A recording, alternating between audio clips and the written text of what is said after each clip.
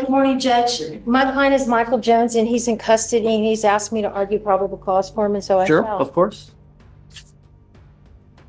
You ready? Yes, Judge. Does he need to be brought out, or do you? I don't know your process. Mr. Jones, please. Yeah. It's only fair, right? Because it's his case, so. You didn't hear me. It's only fair because it's his case, so we might as well bring it up. No. He asked me to do this, and so I told him I would. Yeah, it's Michael Jones. Yes, Michael Jones. Okay. That's my client. He must be unhappy, huh? Asked him to breathe. Or hungry. Asked him to breathe.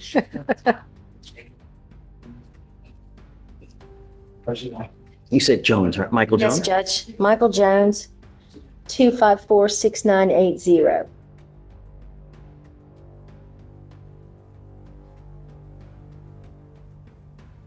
Judge, hold on, before you leave, there's an attorney that's in the waiting room. Okay. Ms. Beck? Who? Is it Celine Beck? Yes, Judge. Okay. Oh, yeah. I haven't seen her in a long time. In the queue. Good morning. Hey, How are you? hey, buddy. If you're banging on the door, you got to be careful because you break something, you're gonna catch another charge. So be careful banging on those windows because they break very easily. All right. So you were Michael Jones. Mr. Jones, we're talking about you, so that's why I wanted to bring you out. It's only fair that you get to hear what's going on with your case. Your lawyer wants to challenge probable cause in this case. You're charged with interference with the duties of a public servant. You are facing up to 6 months in jail and or a $2,000 fine. That's what you're charged with. I don't know. So I'm gonna have them read, and we're gonna do probable cause to see whether we're gonna go forward or not. Okay? Okay. What happened?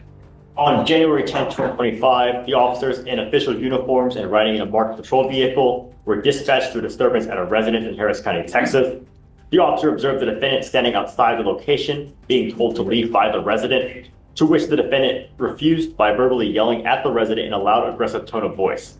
The officer announced themselves and observed the defendant begin to walk away. The officer gave the defendant a verbal command to put his hands behind his back, and the defendant pulled his hand away.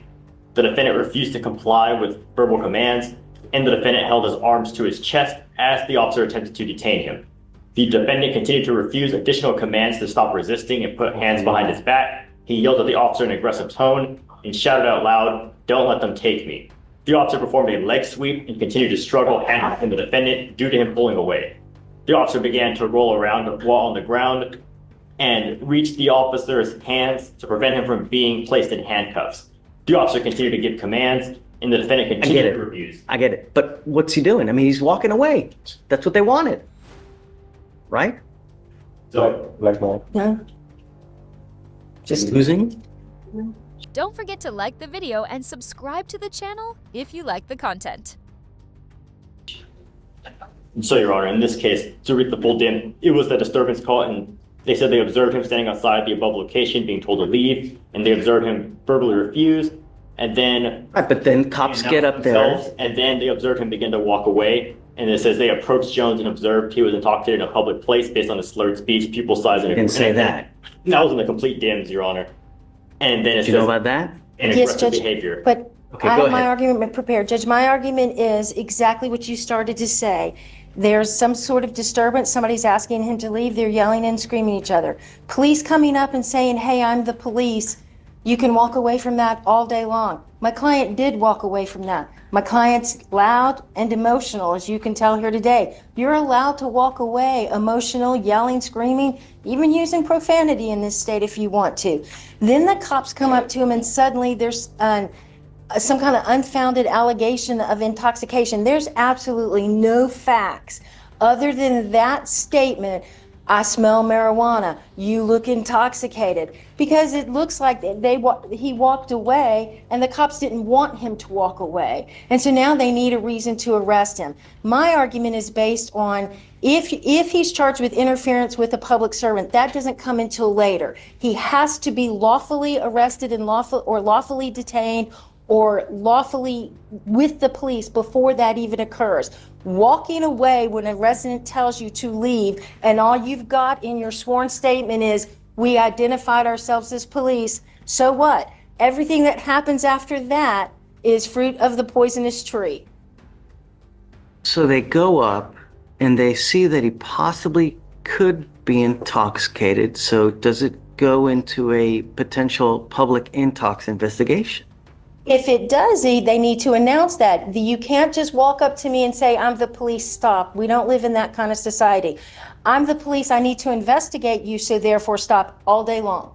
I'm the police, we're investigating, I need you to step aside, sir, so I can investigate this matter all day long. But hey, So- I'm the popo. So the reasonable suspicion we have is they begin to investigate what? So Criminal trespass. they're called, yes, a disturbance, and they saw him yelling, being aggressive, and then as he walked away, that's when they saw So signs. the trespass investigation ceases because he's leaving. Right. Yes or no? It's not specified to be a trespass, Your Honor. It's specified just to be a disturbance. That's what it is. Okay, but it's a trespass that they're investigating a trespass, right? I mean, for all intents and purposes, isn't that what it is? The investigation begins as a trespass investigation because he's there. Homeowners asked him to leave. He's refused to leave. So cops come and he begins to leave. So at that point, all should have ceased. But the cops go up to try to. Yes. Well, in this case, Your Honor, it would be that, yes, he attempted to leave, but once the officers arrived, so they would still need to investigate to determine if the trespass even occurred, to determine, He's leaving. He's walking. He's leaving. Right? It's like, here, let me come and mess with you more. That would only, Right? So it's like adding fuel to a fire. but they would still have grounds to investigate, and furthermore, with the further signs of possible public intoxication, it would give them further grounds to investigate. That's because they're going up to him to mess with him. Well, they're going up to investigate what they saw, him refusing to leave, and he leaves. He only left once they arrived. So with maybe potential fear of apprehension, that's when he decided to leave, which it wouldn't be, it wouldn't undercut their ability to investigate what they had observed happen in front of them regarding that public or that disturbance that they were called about. They still need to figure out what happened there and if there was a trespass to begin with. Judge, you can't flee a trespass. The way you comply is by fleeing. Well, we don't know it was a trespass, it was a disturbance. We don't always specify the disturbance. I'm going to find no probable cause. You understand? Mr. Jones, be careful, man. We have enough drama in this life, don't we? Yes. You don't like to wear orange, do you? Be careful where you go. Be careful what you do. Yes, sir. Everyone's always out to get you, man. Don't let them. All right, man. Good luck. Thank you. Unless you. I Thank you, didn't hear what happened. Today, justice spoke loud and clear. Walking away is not a crime. But this ruling exposes a dangerous pattern. Police escalating situations they should have walked away from. When officers become the instigators, it's not protection, it's oppression.